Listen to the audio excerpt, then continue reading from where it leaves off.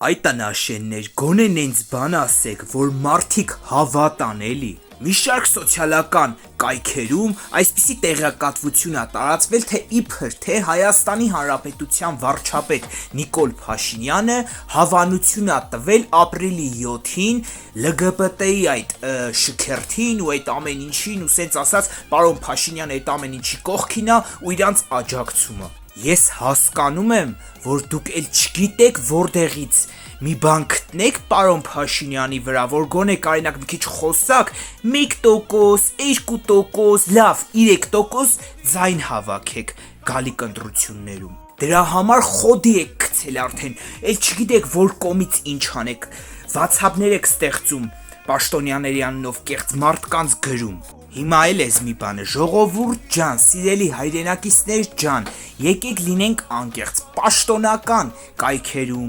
պաշտոնական էջերում, եթե չեք տեսնում նմանատիպ հայտարարություններ, ուրեմն որտեղ ուզում ա լսեք, այդ ամեն ինչը կեղծ է։ Ես ձեզ հավաստիացնում եմ ժողովուրդ ջան, համ էլ ձեզ եմ լավ նյութ պաստալի, որ հրապարակեք, գցեք լամիատ այսքան տեղ ուշադիր լսեք, որ կարողանաք ճիշտ մեկնաբանել գրել, ուրեմն լսեք, 2026 թվականի մարտի 15-ին Հայաստանի Հանրապետության վարչապետ Նիկոլ Փաշինյանը մարզ մոլորակի վրա բացում է իր սուպերմարկետը, լայս կգցեք ժողովրդի փողերով, էլի, այդ բացմանը ինչքան թափով տիպ կա ներկա է եղնելու,